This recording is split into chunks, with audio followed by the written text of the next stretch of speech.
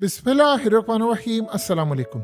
आज इंडिया में बड़ा अजीब मामला हुआ है कि इंडिया का मेड इन इंडिया तेजास, जो कि इंडिया की एयरफोर्स ने सारे का सारा एक्वायर किया है, ये आज बुरी तरह तबाह हो गया।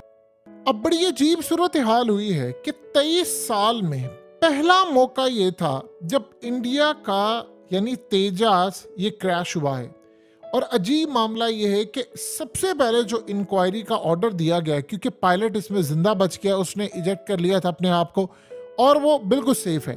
लेकिन आप हैरान होंगे कि इंडियन एयरफोर्स ने जो इंक्वायरी का ऑर्डर दिया है उसमें जो पहली सूरत हाल वो देखने जा रहे हैं कि क्या कोई ये ईएमपी हमला हुआ है।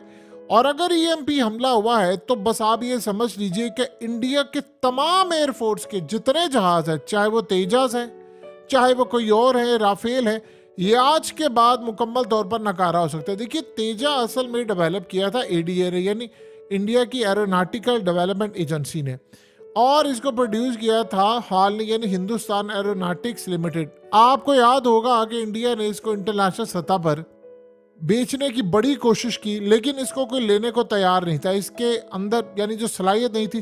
तो फिर उसके बाद टेंडर निकला और इंडिया ने इसको खुद ही खरीद लिया। अब आप सोचिए ज़रा कि ये लाइट कम्बाट एयरक्राफ्ट है और इंडिया में कहा जाता है कि बड़ी ज़बरदस्त इसकी प्रोडक्शन है, इसकी स्पीड है, एडवांस इसमें एवियोनिक्स लगे हुए हैं, मल्टी मोड रडार है और डिजिटल एवियोनिक्स सिस्टम की वजह से ये बड़ा ज़बरदस्त कामदेह है। लेकिन दो चीज़ें बड़ी अजीबोगरीब है कि हुआ ये है कि कल आपको पता है कि इंडिया ने अग्नि 5 का यानी टेस्ट किया था, उसमें जो टेक्नोलॉजी उन्होंने ऐड की साथ उसके, अब वो मामला ये होता है कि उससे कि आप मल्टीपल न्यूक्लियर मिसाइल ले जा सकते हैं। और ये टेक्नोलॉजी सिर्फ चंद ममालिक के पास है, जिसमें रशिया है, चाइना है और 2-4 ममालिक है। अब आप सोचिए ज़रा कि इंडिया उस इलीट क्लास में शामिल हुआ। लेकिन कल एक बड़ा अजीब मामला हुआ कि चाइना की जानिब से इंडिया को एक वार्निंग जारी की गई, और वार्निंग जारी ये की गई कि ये जो तेजस थे ये अरुणाचल प्रदेश में उड़ते रहे। यानी आप ये सोचें कि मोदी वहां पर गया एक टनल का इफ्तिताह करने, तो चाइना ने इनको गुस्से से पैगाम दिया कि आप लोग ये सूरत हाल में यहाँ पर ना आए, क्योंकि ये सारे का सारा चाइना का इलाका, और हम किसी सूरत बर्दाश्त नहीं करेंगे कि इंडिया का कोई भी लीडर यहाँ पर आए या इंडिया का कोई प्राइम मिनिस्टर हो, कोई ओहदेदार हो, ये यहाँ पर आए। हम कतई इसको बर्दाश्त नहीं करेंगे। ये इलाका हमारा है और चाइना इस इलाके को लेगा। अब सोचिए ज़रा, इंडिया ने उसके बाद शदीद गुस्से का इजहार किया और वहाँ पर फ्लाइंग के लिए तेजस को भेजा। अब मोदी जब वहाँ पर मौजूद था तो तेजस वहाँ पर सिक्योरिटी दे रहे थे, यानी पूरी तरह मॉनिटरिंग थे, और इसके साथ साथ पूरा एक प्रोटोकॉल था। इंडिया के अंदर एक बड़ा अजीब मामला हुआ कि मोदी के जाने के बाद तेजस वहाँ पर कंटिन्यूसली थे और स्टिल वहाँ पर इन्होंने डिप्लॉय किए हुए हैं। अब आप सोचिए ज़रा कि अचानक ये मामला होता है और फिर आज ये सूरत हाल होती है कि इंडिया की एक साइड से 23 साल में कभी भी ऐसा नहीं हुआ कि इंडिया का कोई भी तेजस यानी क्रैश हुआ हो। देखिए, जहाज क्रैश होते हैं, फॉल्ट आता रहता है, ये चीज़ें चलती हैं, लेकिन हमेशा याद रखिएगा आपको टाइमिंग देखनी होती है। टाइमिंग आप देखिए दुनिया में क्या चल रही है।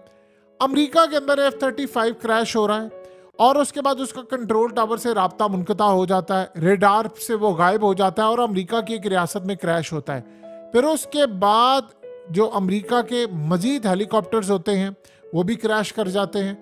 अफगानिस्तान में भी हमने चीज़ें देखने को मिली। फिर उसके बाद आप ये देखिए कि साउथ चाइना सी के अंदर भी अमेरिका का एक यानी जहाज़ क्रैश होते बचा और बाद में उसका कंट्रोल टावर से राब्ता मुनक़ता हुआ।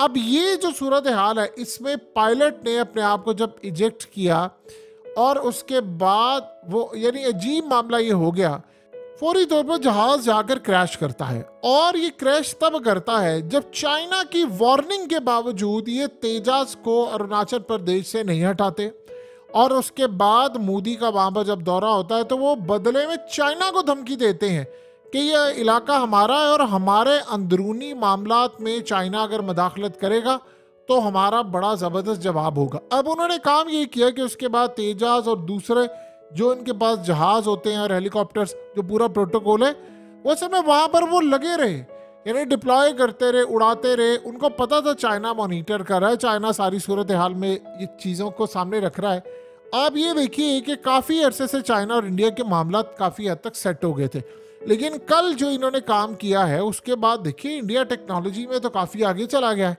तो उसके बाद अजीब मामला ये हुआ कि अचानक से तेजस उनका आज कंट्रोल, यानी असल में जो इनिशियल अपडेट्स है वो ये है कि जो पायलट था उसके कंट्रोल से बाहर हो गया, यानी ऐसा लग रहा था कि उसका कंट्रोल किसी ने संभाल लिया है और वो एक सर्टेन डायरेक्शन में जा रहा है और वो यानी तमाम का तमाम जो सिस्टम है वो जैम हो गया। एक ऐसी सूरत हाल होती है जैसे कि आप किसी जहाज को बचाकर लेकर जाते हैं किसी खास जगह पर जाकर, वो सारे का सारा उसका जो कंट्रोल सिस्टम था वो उनके कंट्रोल से बाहर हो गया। तो वहां पर पायलट ने मेडे कॉल दी और बार बार उसने पीछे राब्ता किया और इस सूरत हाल में उसको लगा कि नहीं, अब यहाँ पर मेरे पास कोई रास्ता नहीं है, तो मुझे फौरी तौर पर यहाँ से निकल जाना चाहिए। तो उसने अपने आप को इजेक्ट किया और वो बाहर निकल गया। वो बाद में सेफ एंड साउंड था, लेकिन जो जहाज उनका है वो क्रैश हो गया। अब ये सबसे बड़ी अजीब सूरत हाल है कि पहली दफ़ा 23 साल में ऐसा हुआ और टाइमिंग भी बड़ी अहम थी।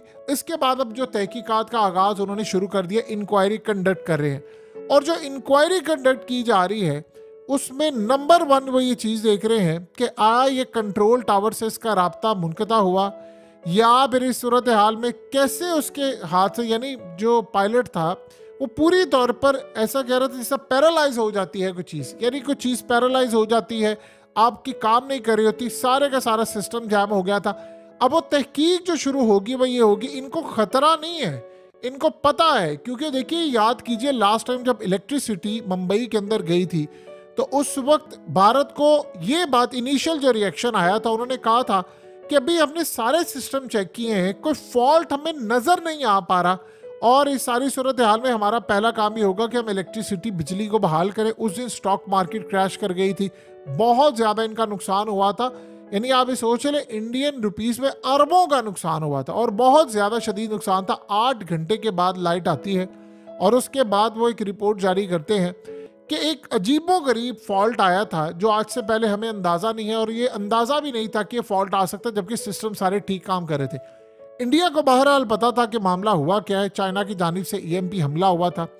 अब सोचे ज़रा कि उसके बाद अमेरिका रिपोर्ट जारी करता है और रिपोर्ट में कहा जाता है कि चाइना ने ईएमपी हमला किया है भारत के ऊपर। अब ये बात बड़ी अजीबोगरीब थी। अब एग्जैक्टली ये मामला हुआ है कि इनका जो तेजास का मामला है, जिस तरह वो गिरना, उसका राब्ता, देखिए आम रूटीन में होता ही है कि कोई फॉल्ट आ जाता है किसी भी चीज़ में तो आपको पता है कि वो एक ख़ास जगह पर डायरेक्शन में ले जाते हैं, यानी वहाँ पर जाकर चीज़ें काम नहीं कर रही होती तो उससे वहाँ से क्रैश करवाना होता है। यहाँ मामला बड़ा डिफरेंट था कि उनके हाथ से सारे का सारा कंट्रोल, यानी निज़ाम ही पूरे का पूरा उसके हाथ से चला गया। सो इस सूरत हाल में ऐसा लग रहा था कि कोई पीछे से कंट्रोल कर रहा है। ये एग्जैक्टली वही है कि अमेरिका के अंदर एक F-35 पूरी तरह रेडार से पहले गायब होता है, फिर उसके बाद उसका कंट्रोल टावर से राब्ता मुनक़ता होता है और एक जगह जाकर एक शख्स के बागीचे के अंदर जाकर वो क्रैश करता है, वो बाद में इतलात देता है। तो ये सूरत हाल अमेरिका के लिए तो बड़ी अजीबोगरीब थी उस वक्त और उन्होंने कहा था कि इस वक्त जो आज़ाद मुबस्सिर थे वो कह रहे थे कि इसके ऊपर हमला किया गया। आप ये सोचिए कि अभी हालिया जो यूट्यूब का मामला हुआ है उस पर अमेरिका के अंदर डगलस मैकग्रेगर ने तो क्लियरली ये बात कही थी, उसने कहा था कि ये बाहर से फौरन हमला हुआ है हम पर, यानी उसका जाहिर सी बात है जो इल्ज़ाम था वो रूस के ऊपर था और चाइना के ऊपर था। अब आप सोचें कि रूस तो भारत के साथ ये काम करने से रहा, वो तो उसका जिगरी दोस्त है, जाहिर सी बात है वो ये काम नहीं करेगा। तो पाकिस्तान के हवाले से तो बहुत सारे मामला हमारे पास उस लेवल की टेक्नोलॉजी है नहीं, एक ही मुल्क है जिसके पास ये टेक्नोलॉजी है जो ये काम कर सकता है और वो है चाइना। अब भारत के अंदर तहकीकात ये शुरू हो रही हैं। देखिए इस दफ़ा याद रखिएगा, अगर उन्होंने फाइंड आउट कर लिया कि इस पर कोई ईएमपी हमला हुआ है, क्योंकि इसको डिटेक्ट करना बड़ा मुश्किल है, जो सूरत हाल बड़ी अजीब है कि इसको डिटेक्ट करना बहुत ज़्यादा मुश्किल होता है। उसकी सबसे बड़ी वजह यह है कि आपने यानी ये चीज़ देखना, जिस तरह अमेरिका में अभी सारे का सारा सिग्नल चले गए, आप ये देखें कि कंटिन्यूसली आपको साइबर हमले होते नज़र आ रहे हैं, कंटिन्यूसली आपको रेडार सिस्टम जैम होते नज़र आ रहे हैं और ये सूरत हाल हमने रेड सी के अंदर भी देखी जहाँ पर यमन ये काम कर रहा है। इंडिया किसी भी वजह से अगर ये इस्टेब्लिश करने में कामयाब हो गया कि ये काम हुआ है, आप जानते हैं कि इंडिया इसको काम क्या कर रहा था, पिछले काफ़ी अरसे से इंडिया ने असल में बैकडोर चैनल पर कई ममालिक से राब्ते उसके जारी हैं, बहुत सारे ममालिक से, हत्ता के तेजास को उन्होंने पिच किया था कई ममालिक को, बहुत सारे ममालिक ने लेने से इनकार किया। लेकिन जब से इंडिया के अंदर मेड इन यानी इंडिया की प्रोडक्शन बढ़ गई है, यानी इंडिया के अंदर फ़ोन बन रहे हैं, आईफोन से लेकर तमाम 98% जो इंडिया के फ़ोन हैं वो सारे इंडिया में बन रहे हैं।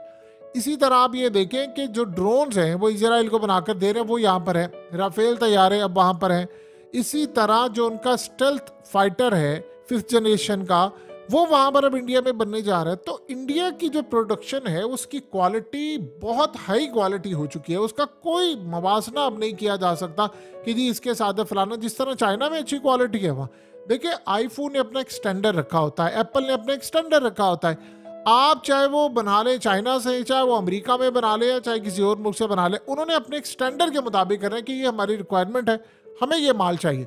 तो जाहिर सी बात है एप्पल की क्वालिटी पर तो कोई कंप्रोमाइज़ नहीं होता। इस चक्कर के अंदर भारत ने अब अपना जो तेजस था वो पिच करना शुरू कर दिया, और उसने अब काफ़ी ममालिक के ऊपर दबाव था कि आप इसको खरीदें, और बातचीत उनकी स्टिल अभी तक जारी है कि भाई हमें ऑर्डर मिले, अभी ये सूरत हाल हो।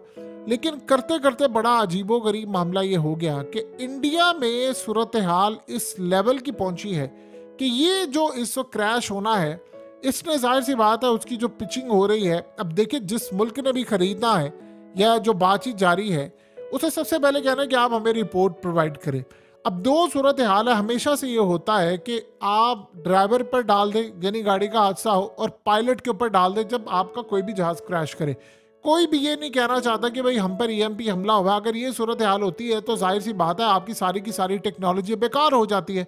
आप हो सकता है ऑफ दी रिकॉर्ड ये बातचीत करते हो या आप थिंक टैंक्स को बताते हो, लेकिन आप ओपनली दुनिया के सामने ये एडमिट नहीं कर सकते कि हम पर कोई ईएमपी हमला हुआ है तो हमारी ये सूरत हाल। फिर इसका ये मतलब है कि आपके जो पायलट्स हैं वो जहाज़ उड़ाने से डरेंगे, वो कहेंगे जी हम तो नहीं जाना चाहते, किसी भी वक्त हमला हो सकता है और हमारी जहाज़ गिर सकते हैं।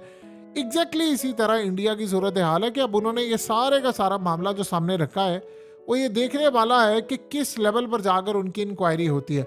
अगर तो टेक्निकल फॉल्ट है तो भी ये इंडिया के लिए बड़ी परेशान को सूरत हाल होगी कि भाई आपके जो टेक्निकल फॉल्ट आना शुरू हो गया है तो इसका मतलब है कि आप इस लेवल पर नहीं है, अभी आपके तैयारे इस लेवल पर नहीं है। अगर 23 साल बाद पहली दफ़ा आया है तो आज से पहले क्यों नहीं आया, इसका क्या मतलब है।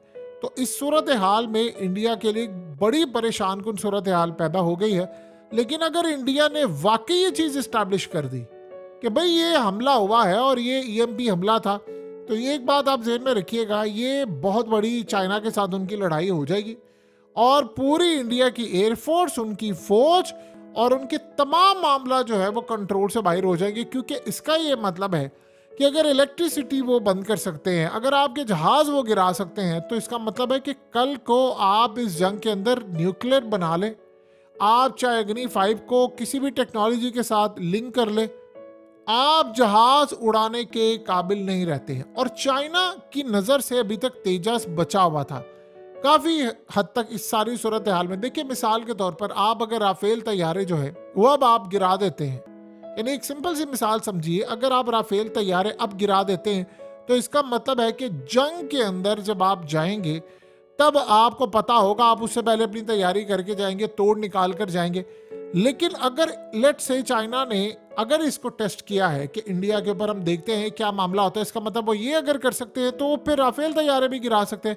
तो कल को जाहिर सी बात है आज अगर ये मामला होगा तो राफेल कंपनी उसके ऊपर पूरी एक रिपोर्ट जारी करेगी कि भाई हम पर ये हमला हुआ था और ये सूरत हाल थी, चाइना था नहीं था, टेक्निकल फॉल्ट था। जाहिर सी बात है उन्होंने ये काम करना है। जब तक इंडिया में प्रोडक्शन नहीं होती तब तक तो वो सर्विस देने के मजाज है। लेकिन इस सारी सूरत हाल में अजीबोगरीब मामला ये हुआ है कि अगर ये मैदान जंग में जाकर इनके साथ ये सारा मामला होना शुरू हो गया तो फिर चाइना की तो ग्रिप बहुत ज़्यादा मजबूत है, वो तो नहीं छोड़ेगा।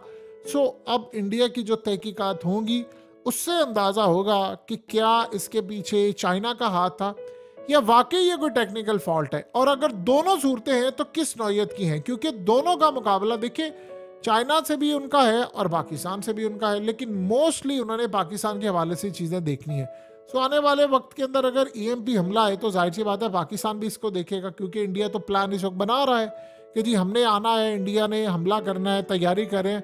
इवन के राजनाथ सिंह ने कह दिया है कि अब जंग की तैयारी हमारी पूरी है और हमने क्या करना है, क्या प्लान करना है, ये तो आने वाला वक्त बताएगा। सो अब रिपोर्ट का इंतजार होगा। इंक्वायरी के बाद फिर पता चलेगा कि आया चाइना की कार्रवाई है या इंडिया के अंदर अपने ही मसाइल पैदा शुरू हो गए हैं।